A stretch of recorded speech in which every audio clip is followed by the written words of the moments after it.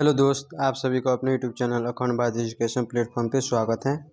इस चैनल पर हम लोग बीपीएससी, बिहार दरोगा, बिहार पुलिस, एसएससी आदि कॉम्पिटिटिव एग्जाम की तैयारी करते हैं लोग, वो भी बिल्कुल फ्री और सब्जेक्ट के साथ। ठीक है, तो इसके पहले हम लोग संगम काल के बारे में पढ़ चुके थे लोग, जो कि सातवाहन वंश के बाद आया था। ठीक है, कौन? संगम काल बीच में एंट्री किया था। अब देखिए, संगम वंश के सातवाहन वंश के बाद देखिए कौन सा वंश आया था? वाकाटक वंश आया था। कौन सा वंश? वाकाटक वंश आया था। थोड़ा पेंसिल को हम पतला कर लेते हैं। ठीक है, तो चलिए देखिए, यहाँ पे लिखा है कि सातवाहन वंश के अंत के बाद वाकाटक वंश का आगमन हुआ था। ठीक है, इन्होंने अपनी राजधानी बरार को बनाया था। किसने? वाकाटक वंश वालों ने अपनी राजधानी किसको बनाया था? बरार को बनाया था। ये ब्राह्मण धर्म को मानते थे। ये ब्राह्मण धर्म को मानते थे। कौन सा धर्म? ब्राह्मण धर्म को मानते थे। ठीक है, इस वंश के जो संस्थापक थे विंध्य शक्ति थे, जिन्होंने वाकाटक वंश से क्या किया था? 255 में इसकी स्थापना किया था। इस वंश का सबसे प्रतापी, यानी कहने का मतलब सबसे मजबूत साहसी राजा कौन था? पर्वतसेन प्रथम थे। इन्होंने 4 अश्वमेध यज्ञ कराया था। ठीक है, जिसमें वाजपेयी यज्ञ कराया गया था। ठीक है, जो 4 अश्वमेध यज्ञ कराए थे उसमें वाजपेयी यज्ञ भी उन्होंने कराया था। इस वंश का जो शासक था रुद्रसेन, उसका विवाह प्रभावती से हुआ था।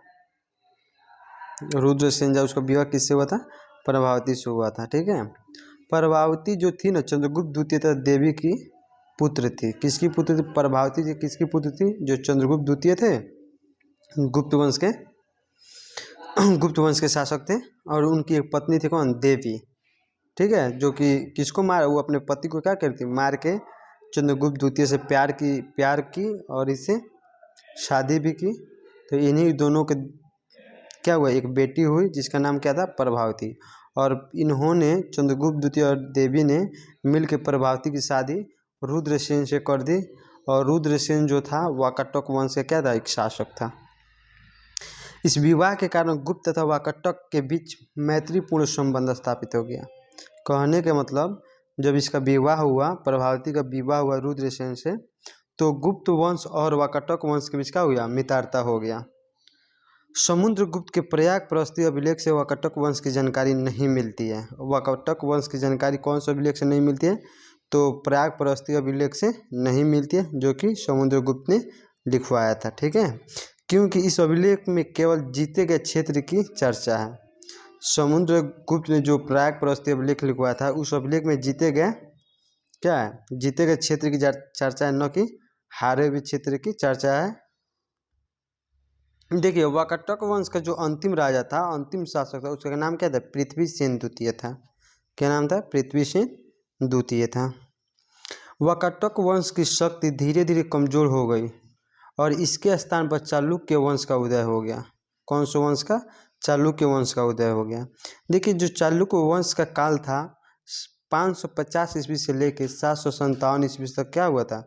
चला हुआ था। तो देखिए, चालुक्य वंश का जो उदय हुआ था, सतपुड़ा पर्वत के दक्षिण में चालुक्य वंश का उदय हुआ था। ठीक है, इनकी जो 3 शाखाएं थी, चालुक्य वंश की 3 शाखाएं थी, 3 शाखाएं थी। ठीक है, आइए तीनों शाखा के बारे में क्या करते हैं हम लोग, जानते हैं हम लोग। देखिए, पहला जो शाखा था वह तापी या बादामी था, दूसरा कल्याणी था, तीसरा बेंगी था। ठीक है, तो चालुक्य के बारे में पढ़ते हैं लोग। जो चालुक्य के 3 शाखा थी, चालुक्य में पहला कौन था? वातापी या बादामी।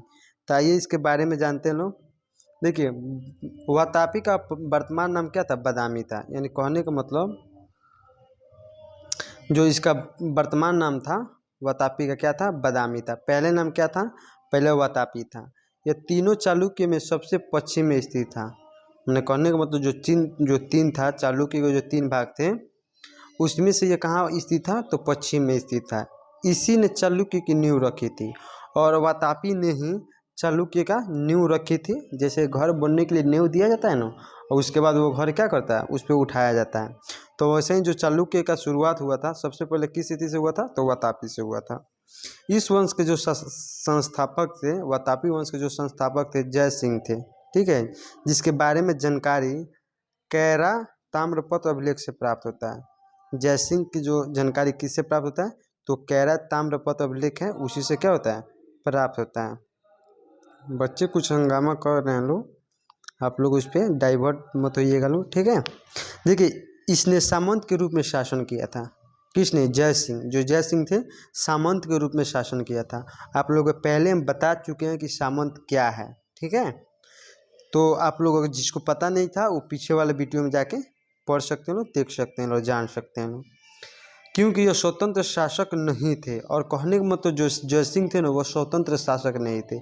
जैसे हम लोग स्वतंत्र घूमते हैं लोग, आज़ाद घूमते हैं लोग, फ्री घूमते हैं लोग, वैसे जय सिंह जो थे वो स्वतंत्र शासक नहीं थे। इन्होंने वातापी को अपनी राजधानी बनाया था। कौन? जय सिंह जो थे अपने किसको? वातापी को अपनी क्या किया था? राजधानी बनाया था। ये वातापी वर्तमान में कर्नाटक को बोला जाता है। पहले कर्नाटक को ही क्या बोला था? वातापी बोला था। अब वातापी को क्या बोलता है? कर्नाटक, ठीक है। देखिए जो पुलकेशिन द्वितीय थे, ये द्वितीय यहाँ पे 11 हो गया, पुलकेशिन द्वितीय हो जाएगा, ठीक है, हो गया। जो पुलकेशिन द्वितीय थे इस वंश का सबसे प्रतापी और महान शासक थे। कहने का मतलब जो वातापी वंश था, इस वंश के सबसे मजबूत और सबसे महान शासक कौन थे? तो पुलकेशिन द्वितीय थे, जिसके बारे में जानकारी ऐहोर अभिलेख से मिलती है, ठीक है जी। इन्होंने नर्मदा नदी को पार करके कनौज के शासक हर्षवर्धन को पराजित किया था, ठीक है। आपको पता होगा कि हर्षवर्धन राजवर्धन का क्या था? भाई था। जब इसकी बहन को बंगाल के शासक शशांक ने क्या किया था? मारने के लिए थी किया था, भाग गया था। तो उसी समय जो कनौज के शासक थे कौन? पुलकेशिन द्वितीय, जिन्होंने किसको मार दिया था? हर्षवर्धन को मार दिया था। पीछे वीडियो में हम क्या आपको बताए हुए हैं। देखिए इसने दक्षिण भारत में पल्लव शासक महेंद्र वर्मन को पराजित किया। किसको पराजित किया था? पुलकेशिन द्वितीय ने महेंद्र वर्मन को क्या किया था? पराजित किया था, तथा उसकी राजधानी कांची को जीतकर कांची कोट बना दिया था, ठीक है। पुलकेशिन द्वितीय ने, एक सेकंड रुक जाइए शेरो। पुलकेशिन द्वितीय ने दोबारा पल्लव पर आक्रमण किया, किंतु पल्लव शासक नरसिंह वर्मन ने उसे पराजित कर दिया। कहने के मतलब कि पुलकेशिन द्वितीय दोबारा इति किया था, ठीक है, हमला बोला था, लेकिन एक राजा था जिसका नाम क्या था? पल्लव। उन्होंने नरसिंह वर्मन को क्या कर दिया? हरा दिया। उसके पीछा करते हुए उसकी राजधानी वातापी तक पहुंच गया एवं वातापी जीतकर वातापी कोट की उपाधि धारण कर ली और पुलकेशिन द्वितीय की हत्या कर दी वहाँ पे, ठीक है। कहने का मतलब जब पुलकेशिन द्वितीय दोबारा आक्रमण करने गया था पल्लव पर, ठीक है, तो पल्लव शासक जो था नरसिंह वर्मन का क्या था? वहाँ पे पराजित कर दिया और इसका पीछा करते करते करते करते कहाँ चला आया? ये इसके राजधानी में चला आया। जब राजधानी इसका वातापी पहुँच गया तो वो क्या किया? वातापी को जीत लिया और वातापी कोट की उपाधि क्या कर दिया? धारण कर लिया। पुलकेशिन द्वितीय का किया वहाँ पे मार दिया। देखिए इसके अतिरिक्त इन्होंने वातापी में स्थित मल्लिकार्जुन मंदिर की दीवार पर अपने एक अभिलेख खुदवाया। कहने का मतलब जब वातापी में एक मंदिर था जिसका नाम था मल्लिकार्जुन, उसी की दीवार पे एक अभिलेख खुदवाया। कौन?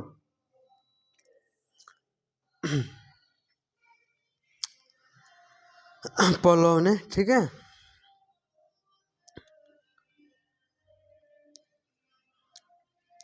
तो पुलकेशिन द्वितीय के दरबार में 641 ईस्वी में चीनी यात्री वेनसांग आया था। ऐसा क्वेश्चन आ सकता है या आया हुआ भी क्वेश्चन है कि पुलकेशिन द्वितीय के दरबार में कौन सा चीनी यात्री आया था? तो वेनसांग आया था, ठीक है। पुलकेशिन द्वितीय ने ईरान के राज खुसरो द्वितीय के बराबर में अपना एक दूत मंडल भेजा था। पुलकेशिन द्वितीय ने ईरान के एक राजा थे, एक ईरान के राज खुसरो के, ईरान के एक राजा थे जिसका नाम क्या था? राज खुसरो द्वितीय। इन्हीं के दरबार में एक अपना क्या भेजा था? दूत भेजा था, ठीक है। पुलकेशिन द्वितीय के राजकीय कवि रवि कीर्ति थे। ये यार किधर भाग जा रहे हैं? कौन थे?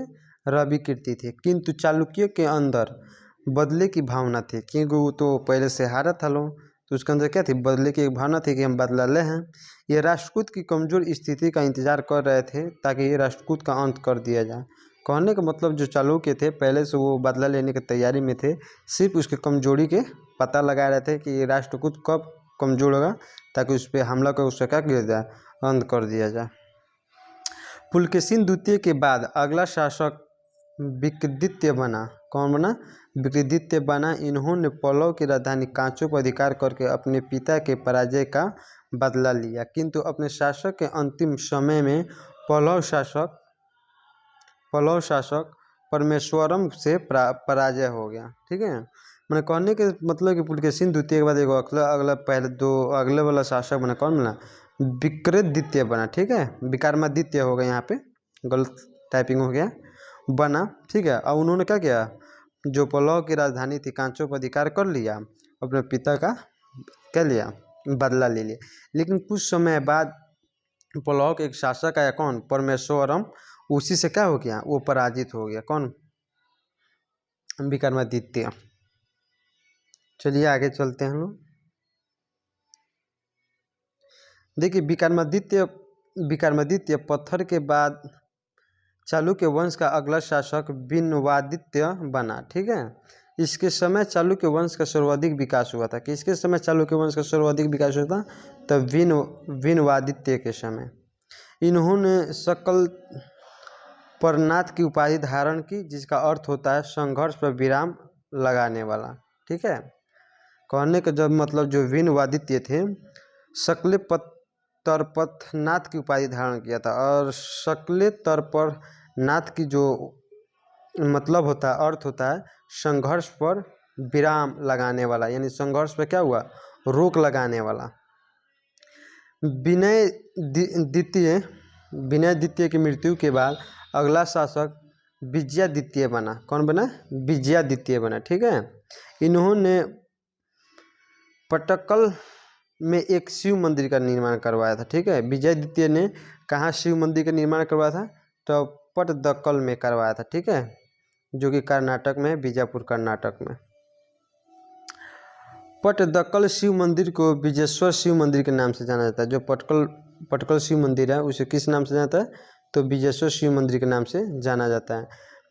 विजयादित्य के बाद इस वंश का सबसे अगला शासक विक्रमादित्य बना। इन्होंने पल्लव राज्य पर आक्रमण करके उसकी राजधानी करांची पर अधिकार करके कांचीकोट की उपाधि धारण कर लिया, और साथ ही कांची में स्थित राजसिंहेश्वर मंदिर के द्वार पर एक अभिलेख खोजवा दिया। कौन सा अभिलेख? एक अभिलेख खोजवा दिया। कौन से मंदिर के द्वार पर? तो राजसिंहेश्वर मंदिर के एक द्वार पर अपना एक अभिलेख खोजवा दिया। ठीक है, विक्रमादित्य द्वितीय की दो पत्नियां थी। विक्रमादित्य की कितने पत्नियां थी? दो पत्नियां थी। पहली पत्नी लोक महादेवी थी, और पटकल में लोकेश्वर महामंदिर का निर्माण करवा अपनी पत्नी के नाम पे।